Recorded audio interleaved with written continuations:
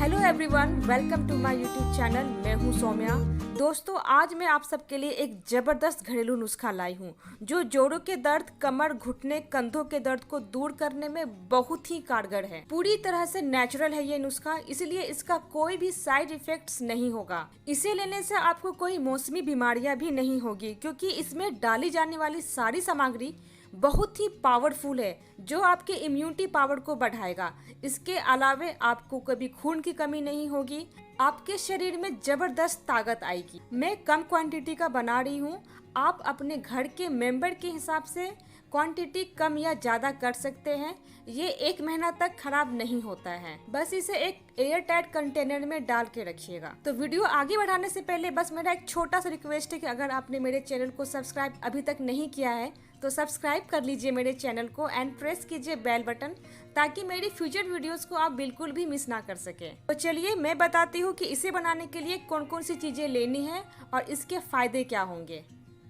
पहली चीज़ है मखाना। मखाना खाने से हमारी हड्डियाँ मजबूत होती है, साथ ही इसे खाने से भूख कम लगता है और मोटापा भी कम होता है।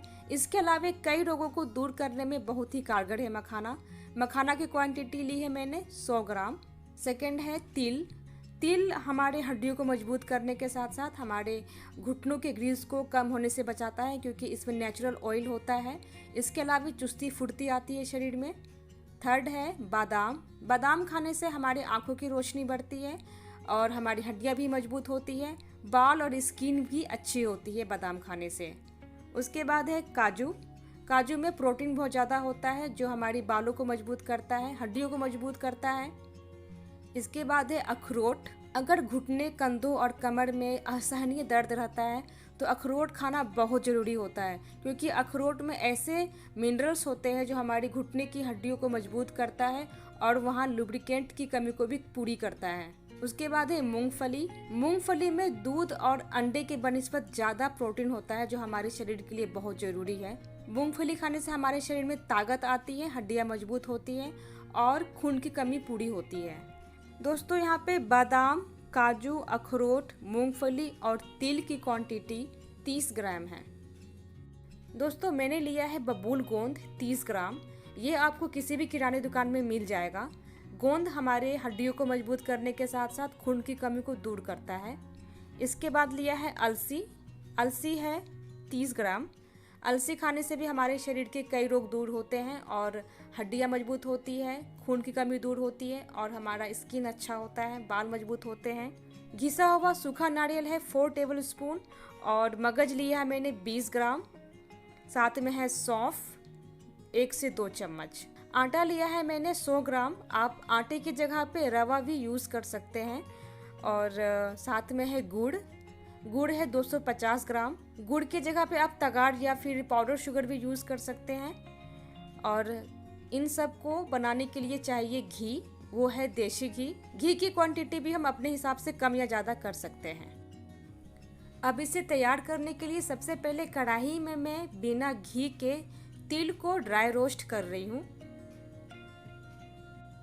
फ्लेम मैंने मीडियम रखा है और इसे लगातार इस तरह से चलाते हुए रोस्ट करना है ताकि ये जले ना।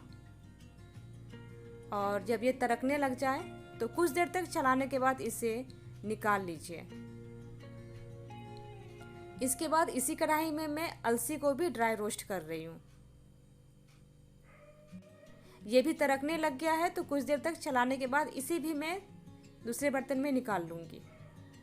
अभी सेम कढ़ाई में मैं 2 से 3 चम्मच देसी घी लेके इसमें मैं फ्राई करूँगी बबूल गोंद को। बबूल गोंद जब फ्राई होने लगता है तो ये फूल के बड़े बड़े हो जाते हैं पॉपकॉर्न की तरह। अगर ये ठीक से नहीं फूले तो ये दांतों में बहुत चिपकता है, इसलिए इसे तलते समय बहुत ही ध्यान से अच्छे से लो फ्लेम पे इसे फ्राई कीजिएगा। तो ये इस तरह से मैं बाकी के सारे गोंद को फ्राई कर लूँगी। अब सेम कढ़ाई में मैं 1 चम्मच घी ले रही हूँ और इसमें मैं फ्राई करने वाली हूँ बादाम को। बादाम को भूनने में थोड़ा टाइम लगेगा।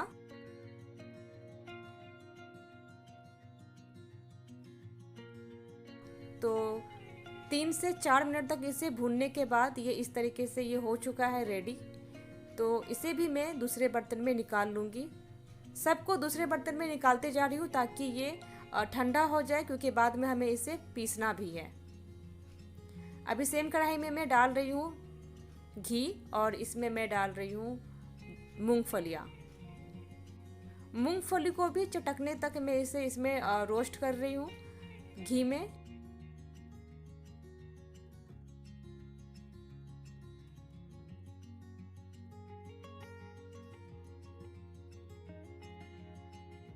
तो ये देखिए मूंगफली हो चुका है। अब इसी में मैं डाल रही हूँ अखरोट और काजू। काजू, बादाम और मूंगफली को ज़्यादा देर तक नहीं इसमें भूनना है, क्योंकि मूंगफली पहले से भून चुके थे हम, और अखरोट और काजू को भूनने में ज़्यादा समय नहीं लगता है, तो 2 से 3 मिनट काफ़ी है।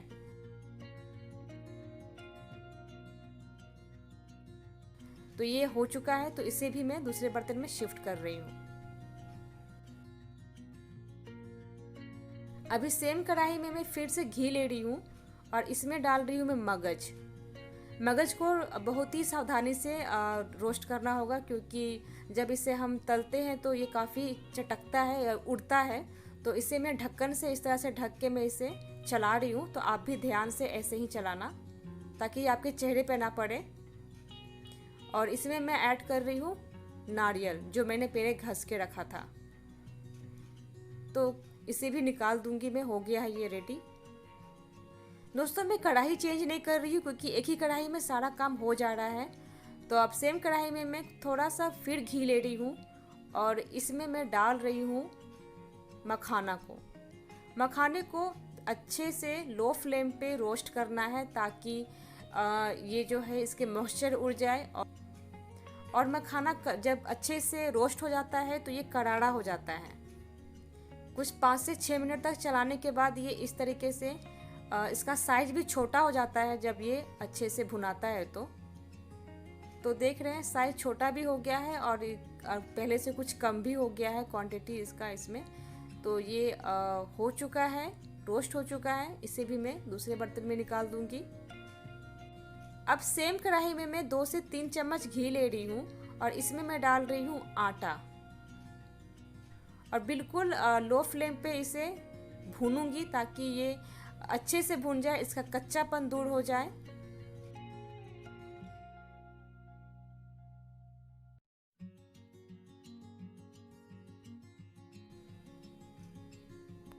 इसमें से खुशबू आना स्टार्ट हो गया है और ये अच्छी तरीके से भुना चुका है।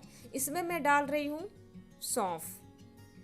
बहुत ही अच्छा स्वाद आता है सौंफ डालने से। तो कुछ देर तक चलाने के बाद इस तरीके से ये अब दूसरे बर्तन में शिफ्ट कर लूँगी मैं।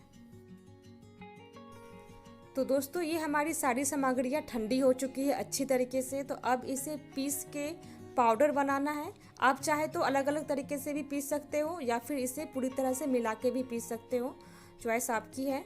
तो अब मैं इन सबको पीस के पाउडर बना रही हूँ। अब एक बड़े से बर्तन में आटे को शिफ्ट कर रही हूँ जो ठंडा हो चुका है, और इसमें मैं ऐड कर रही हूँ गुड़, और अच्छे तरीके से इसे दोनों को मिक्स करूँगी हाथों से इस तरीके से। दोस्तों, हाथों से मिलाने के पीछे एक रीज़न है कि अगर आप हाथ से मिलाते हैं तो ये पूरी तरह से आटे में मिक्स हो जाएगा, और जब ये हम इसमें ड्राई फ्रूट्स जो हमने बनाया था, नट्स जो हमने तैयार किया है पाउडर, जब इसमें मिलाएंगे तो इक्वली वो खाने में अच्छा लगेगा। तो इस तरीके से आपको इसको मिलाना है। और ये मिल चुका है, रेडी हो गया है। तो इसमें अब मैं डाल रही हूँ हमने जो पाउडर तैयार किया था पीस के। ये सारी चीज़ों को इसमें मिला देना है। तो मैं इसको पूरी तरह से मिला रही हूँ। ये हो चुका है। अब खाना कैसे बता देती हूँ मैं आपको। अगर आप बड़े को दे रहे हो तो आप इतनी क्वांटिटी दे सकते हैं, और अगर आप छोटे को दे रहे हो, किसी बच्चे को दे रहे हो, तो इसकी क्वांटिटी आप हाफ कर देना। दोस्तों, ये अगर आप ठंड की मौसम में खाते हो तो बहुत ही अच्छा है। आप इतनी क्वांटिटी खा सकते हो। अगर आप गर्मी में खा रहे हो तो क्वांटिटी का ख्याल थोड़ा सा रखना पड़ेगा आपको। इसे खाने के बाद आप ऊपर से 1 गिलास दूध पी लें, बहुत ही फायदेमंद रहेगा। दोस्तों, ये बहुत ही टेस्टी और पौष्टिक नुस्खा है। घर के हर एक मेंबर बार बार मांग मांग के खाएंगे। ये इतना टेस्टी लगता है खाने में, और इसकी जो भी बेनिफिट्स है उसका तो कुछ जवाब ही नहीं है। तो इसे ज़रूर इस्तेमाल कीजिए और मुझे बताइए कि ये आपको कैसा लगा। वीडियो अगर अच्छा लगा है तो लाइक एंड शेयर ज़रूर कीजिए। मिलती हूँ मैं फिर से नए वीडियो के साथ। तब तक के लिए अपना ख्याल रखिए, खुश रहिए, सेहतमंद रहिए। टाटा।